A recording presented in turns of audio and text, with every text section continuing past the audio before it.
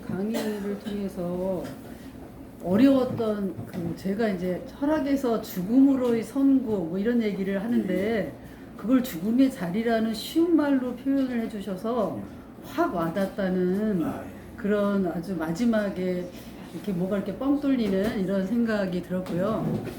그런데 이제 목사님이 죽음의 자리에서 세 가지를 얘기하시잖아요. 죽음의 앞에 쓴 사람, 함께하는 사람, 죽었다 다시 살아난 사람.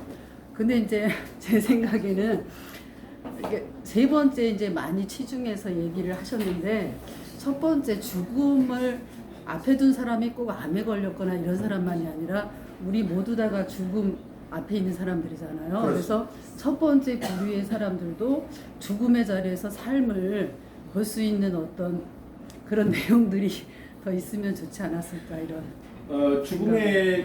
죽음의 자리에서 삶을 돌아본다라고 하는 것은 결국은 뭐냐면 죽음을 경험하지 않고서는 이런 이야기를 하기가 어려운 거고, 죽음을 경험한다는 게 현실적으로 어렵기 때문에 제가 말씀드리는 것은 뭐냐면 그래서 죽음 공부라는 게 굉장히 중요하다는 거예요.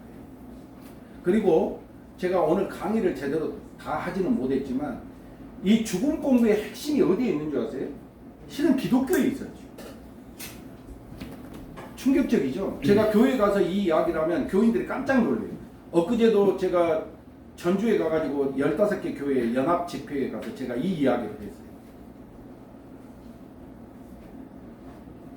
죽음 공부의 핵심이 어디에 있느냐? 십자가에 있어요. 예수님 시대의 십자가가 뭡니까?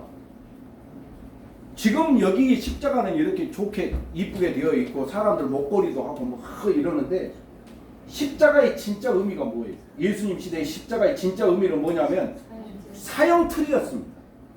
그래서 로마 시대, 예수님 시대의 십자가를 볼 때마다 사람들은 뭘 생각을 했냐면 죽음을 생각했어요. 자, 그 교회는 교회 가보면 다 십자가가 있잖아요. 왜 십자가 달려있어요? 예수님 생각하라고? 구원을 생각하라고? 다 틀린 말이에요. 뭐냐면 저 십자가가 있는 것은 예수님께서 하신 말씀대로 십자가를 지고 나를 따르라 하신 말씀처럼 십자가 진다라고 하는 말은 그냥 무거운 짐을 지는 게 아니에요. 십자가를 진다고 하는 것은 죽으러 가는 거예요. 왜? 예수님 시대에 십자가를 졌다는 것은 이미 그 사람은 죽은 사람이에요. 죽음의 틀이었습니다.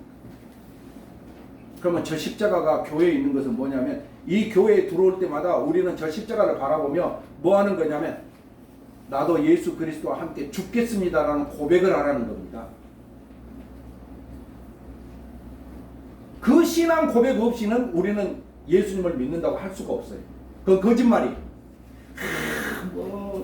집안에 저 왼수덩어리가 있는데 내가 저것을 십자가로 지고 생각하고 내가 살아야지, 이런 십자가가 아니에요. 목숨을 내는 십자가예요. 십자가. 저 십자가를 바라볼 때마다 내 스스로를 내가 죽인다고 생각을 해야 되고 그런 훈련을 하는 게 십자가의 신앙이에요. 그리고 그 십자가의 신앙이 결국은 뭐냐면 죽음 공부로 이어져야 된다. 죽음의 체험이, 신앙을 통하여 죽음의 체험이 이루어질 때, 제가 지금 말씀드린 대로 죽음의 체험이 이루어질 때 그게 바로 나에게 있어서 그것이 최고의 죽음의 공부가 된다는 거예요. 신앙생활을 겉멋들여서 하고 뭐 교회 다니면서 내가 뭔가 얻을 거라고 생각하면서 신앙생활해서는 절대 안 됩니다. 그래서 사도 바울이 뭐라고 이야기했냐면 이렇게 이야기를 했습니다. 내가 자랑할 것은 예수 그리스도의 십자가뿐이다. 내가 자랑할 것은 죽음밖에 없다고 이야기합니다. 그게 뭡니까? 왜 죽음을 자랑합니까? 그만큼 죽음의 자리가 우리에게 있어서 중요하다는 이야기죠. 죽음의 자리에서 내 삶을 돌아보지 않으면 내 삶의 진짜 의미를 깨달을 수 없고, 신앙적인 점에서도 결국은 그런 신앙이 없이는 그 신앙은 병든 신앙이 되고 말아요. 오늘날 기독교가, 오늘날 많은 교회가 손가락질 받는 이유가 뭡니까? 많은 교회가 성공신학으로 모든 것을 지금 몰고 가고 있어요. 교회 다니면 잘 된다, 기도하면 잘 된다, 찬송하면 잘 된다. 뭘 잘 된 겁니까? 그리고 그 교회는 헌금 받아가지고 땅 넓히고 건물 넓히고, 그게 지금 하나님께서 바라고 원하시는 겁니까? 아니죠. 하나님께서 진짜 바라고 원하시는 것은 작은 교회여도 그 교회에 다니는 교인들이 하나님을 믿고 그 마음속에 참된 행복과 평안을 누리며 그리고 이웃 사람들을 위하여 서로 나눔과 함께 더불어 사는 삶을 원하는 것이지 성공의 삶을 원하는 게 아니에요. 아까 제가 말씀드린 대로 성공지향적인 삶을 살게 되면 이런 것이 보이지 않아요. 죽음의 자리에서 봤을 때, 십자가의 자리에서 봤을 때 내 삶을 돌아보게 되면 사랑과 용서와 감사와 평안과 행복이 무엇인가를 우리는 알 수 있게 된다는 거예요. 예수님이 진정 원하시는 게 뭐였을까요? 잘 되는 거예요? 돈 많이 버는 거예요? 높은 자리에 오르는 거예요? 아니에요. 십자가를 지고 돌아가셨을 때 그 예수 그리스도께서 십자가를 지고 돌아가시는 그 죽음의 자리에서 예수님은 바로 우리에게 무엇이 소중하고 귀한 것인가를 알려주고 싶어 했다는 거예요. 이게 이제 죽음신학이라고 하는 거예요. 제가 앞으로 글을 쓰게 되면 이쪽에 글을 좀 제가 더 쓰고 싶은 그런 책을 쓰고 싶으면 이제 이쪽에 글을 좀 더 쓰고 싶긴 합니다. 근데 아까 질문하신 대로 죽어가는 사람, 그 다음에 그 옆에 있는 사람, 그리고 죽음을 체험한 사람들의 이런 이야기들, 여기만 죽음의 소리가 있는 게 아니에요. 실은 인류 역사 속에서도 죽음의 소리들이, 죽음을 통한 지혜들이 있었어요. 제 책을 보시면 그거 다 나옵니다. 그게 전부가 다 죽음이 우리에게 주는 메시지라는 거예요. 그리고 죽음이 주는 우리에게 주는 삶의 지혜, 그런 지혜를 통해서 우리가 하루하루를 살게 됐을 때 우리의 삶이 참된 기쁨과 행복을 느낄 수 있는 삶이 될 수 있다라고 저는 그렇게 주장을 하는 겁니다. 자, 네. 충분한 대답입니다. 네. 아까 강의 초반에 그 생물학 죽은 사람이 다시 살아났다는 얘기를 하셨잖아요. 또 세상에는 또 그런 책이 종종 있긴 한데 생물학적으로 완전히 뇌와 심장이 죽었는데 다시 네. 살아날 수가 있어요. 네, 그렇습니다. 그게 지금 아니요. 그러니까 소위 말해서 그게 이제 이해가 안 되는 거죠. 생물학적으로 아까 제가 나중에 그 책을 한번 사서 한번 보시면 좋겠는데요. 이븐 알렉산더라고 하는 하버드대 의대 교수, 세계적인 뇌 전문가였거든요. 그 사람이 죽었어요. 예, 그 사람이 죽었는데 ABC TV에서 그 사람의 그 동료들이 하버드대 의대 출신들이니까 그 동료들이 이 사람을 살리려고 얼마나 노력했겠어요. 뇌가 갑자기 파괴되는 병에 걸렸어요. 그래가지고 이 사람이 죽어가요. 그냥 나중에 3일이 지나고 나니까 이 사람이 죽었다고 판정할 수밖에 없다고 이야기를 합니다. 그런데 그때 심장도 완전 다 죽었어요. 뇌도 죽고 심장도 죽고 다 죽었어요. 그래서 의사들이 이제 사망 판정을 내려요. 그런데 그 부인이 사망 판정을 내리는 것까지는 오케이지만 장례 치르는 것까지는 조금만 좀 기다렸으면 좋겠다. 한번 조금 더 살펴보자라고 봅니다. 좀 기다리자고 합니다. 근데 이 사람이 일주일 만에 기적적으로 살아나요. 네, 기적적으로 살아나는데 이게 보통 사람들한테는 잘 안 일어나는 거죠. 근데 기적적으로 살아나는데 이 사람이 살아나가지고 다시 하버드대 의대 교수로 다시 복직을 합니다. 그리고 자기를 진찰했던 차트와 모든 결과를 자기가 한번 보는 거죠. 그랬더니 자기는 이미 자기가 의사였으면 3일이 아니라 이틀 만에 자기는 죽었다고 판정을 할 수밖에 없었다. 그런 존재였다는 거예요. 그런데 그런 사람도 다시 살아나는 일들이 있다라는 거예요. 예를 들자면 그 심장마비가 걸려가지고 또 그 뇌라든지 그 다음에 이 심장이 모두 다 이렇게 정지됐던 그런 의사가 나중에 심폐소생술을 통해서 그 심폐소생술을 보통 할 때는 15분 하면은 그게 한계라고 그러거든요.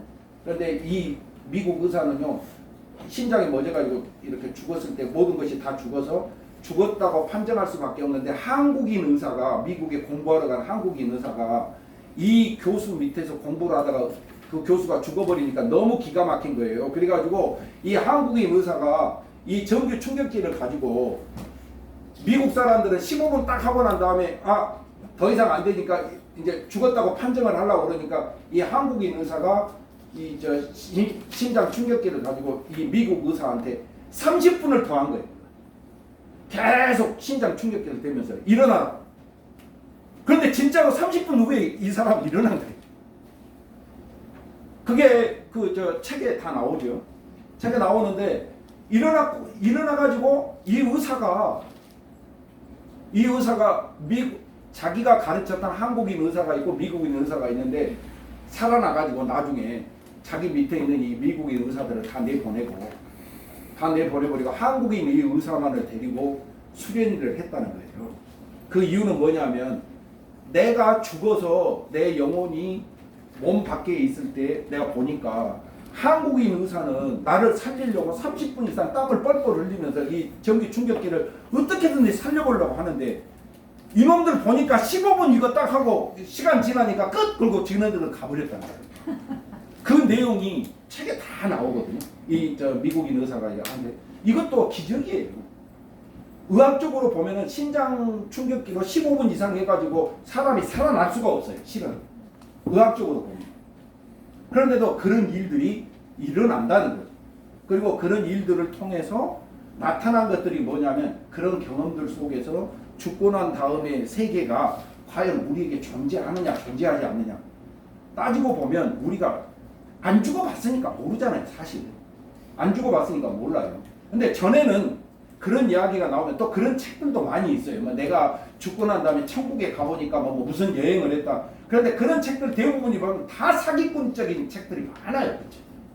많은데 이 죽음학 계열에서 나온 책들, 죽음학에 관련된 책들 중에 나온 그 책들은요, 정확한 데이터와 근거를 제시를 하거든요.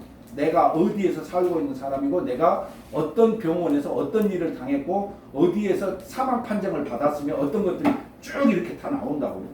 그러니까 그런 객관적인 증거가 있는 것들은 우리가 자료로 이렇게 갖다가 쓸 수 있는데, 어찌됐든 지금 죽음학계에서 아까도 제가 말씀드렸잖아요. 란셋이라고 하는 잡지에서 최근에 의학 잡지에서 지금 계속 발표가 되는 게 어디에 관련된 발표냐면 이 죽음학에 대한 의학 발표가 계속 나오고 있고 그 나온 발표들의 근거에 보면 뭐냐면 죽음 이후에 대한 세계가 존재한다라고 그렇게 지금 인정을 하고 있다라는 겁니다.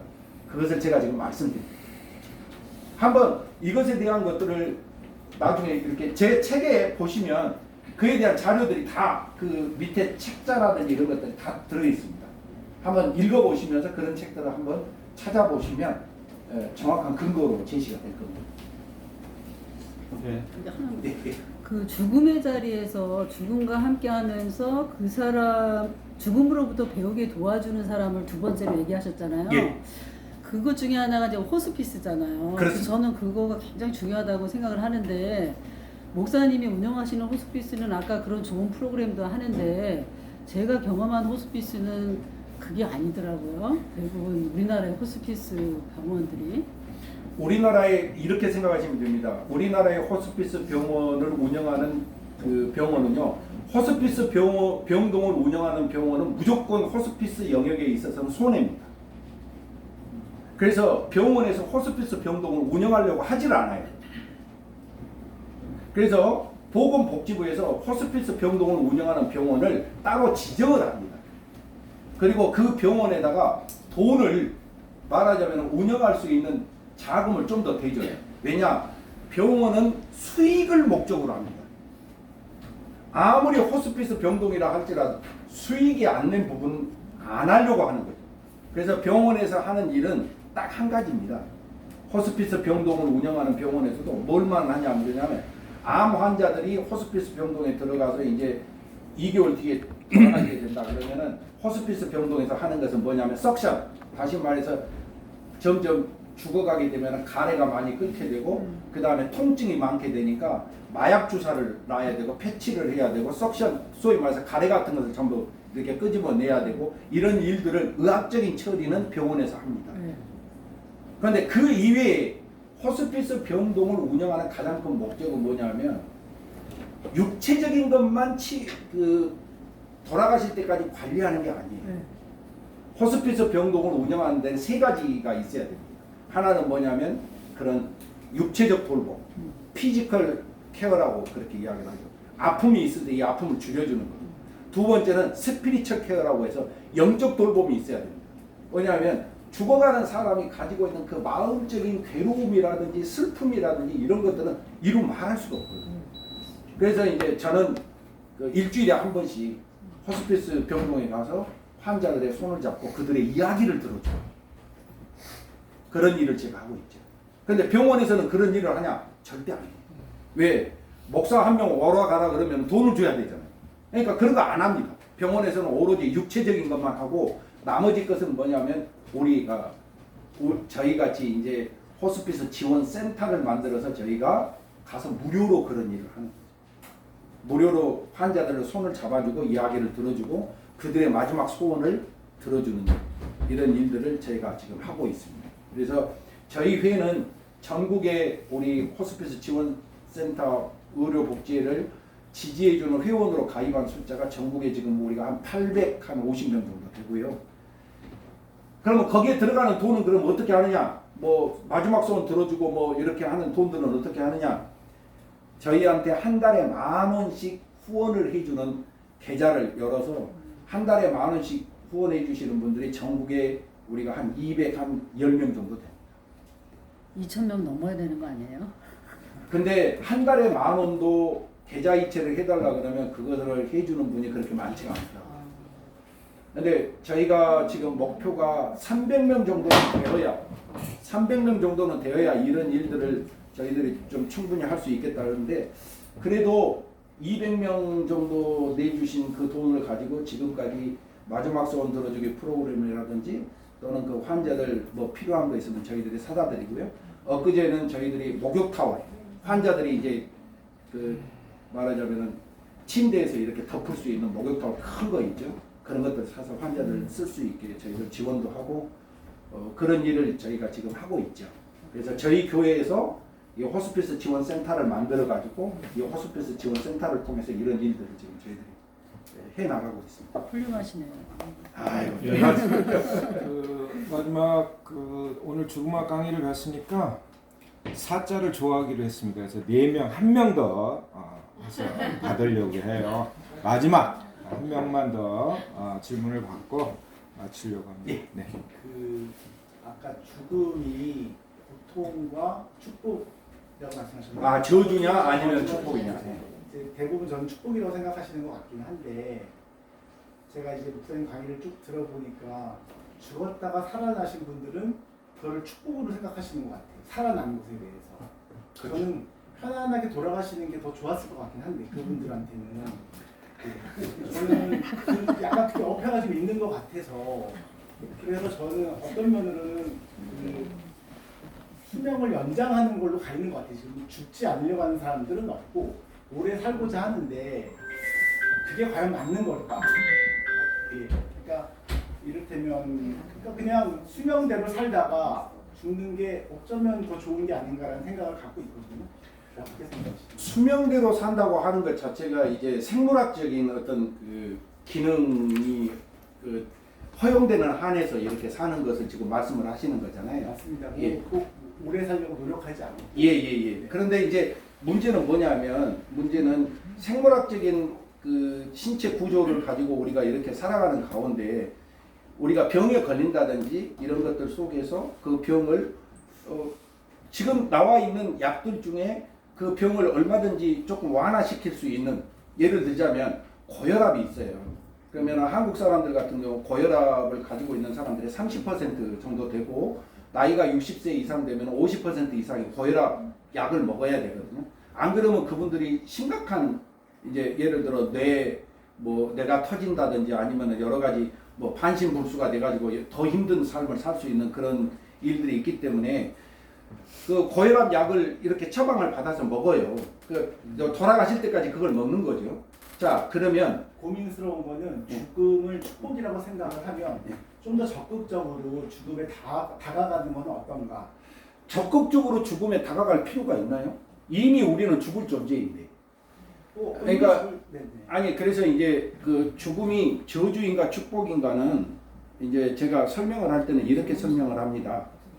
그 그리스 신화에 보면 그리스 신화에 보면은 이오니스라고 하는 그 새벽의 여신에 대한 이야기가 나오거든요.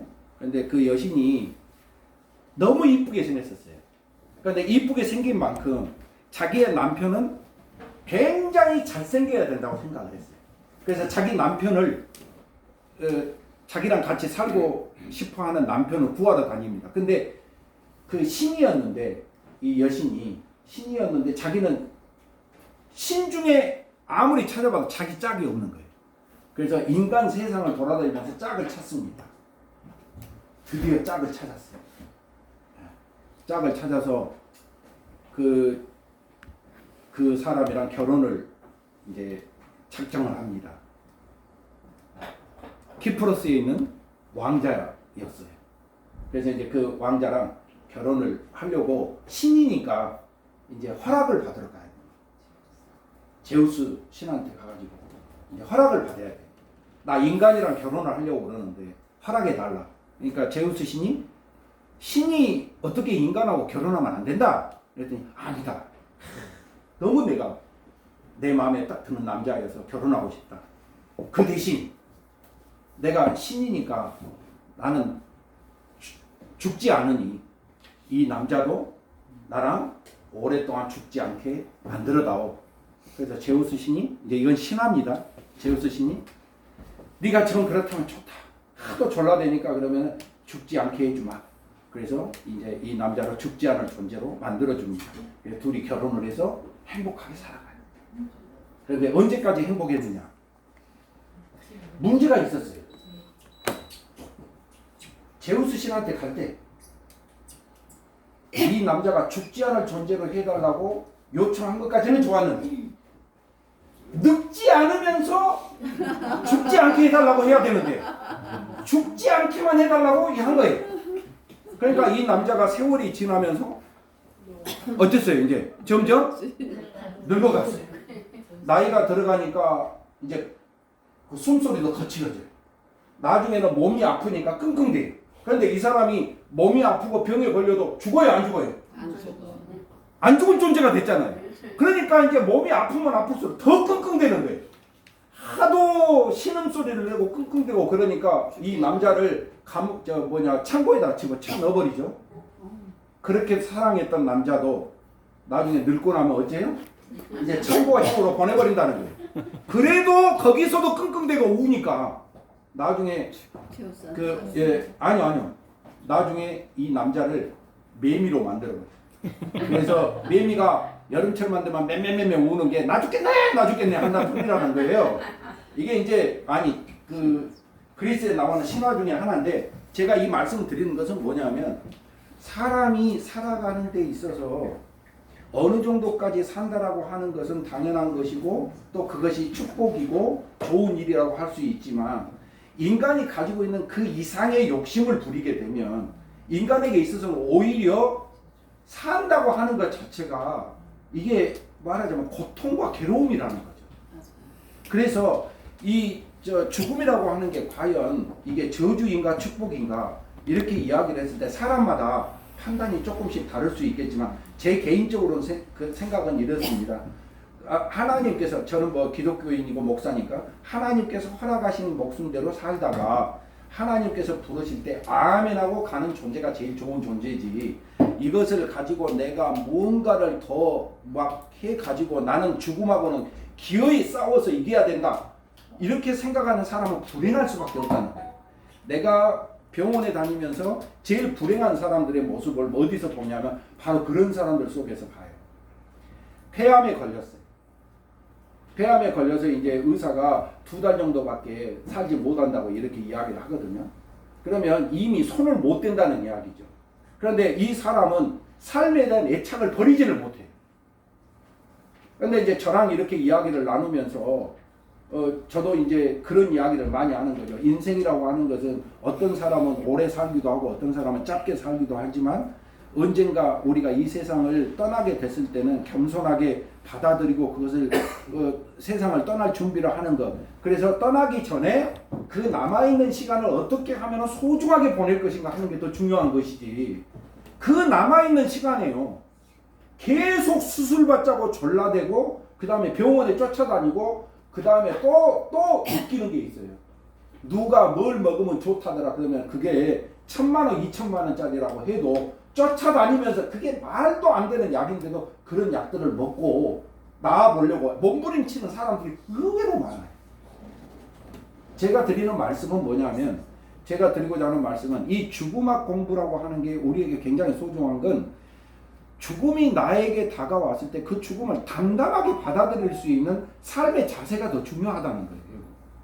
그리고 그 삶의 자세가 중요한 가장 큰 이유는 뭐냐면 내가 내 삶의 감동과 그 다음에 행복과 기쁨이 내 삶을 살아가는 데서 가치와 의미가 있는 삶을 살았다고 생각했을 때는 죽음을 담대하게 받아들일 수 있는데 자꾸 그러지 않으니까 아직도 그 속에 욕심이 채워져 있고 아직도 그 속에 욕망이 있으며 그 삶에 대한 어떤 다른 것들이 포함되어 있으니까 자꾸 죽음을 오히려 대항하려고 하고 오히려 죽음과 싸워보려고 하고 그러다가 오히려 그 남아있는 시간까지도 소중한 시간들을 헛되이 보내는 경우들이 많다는 거죠.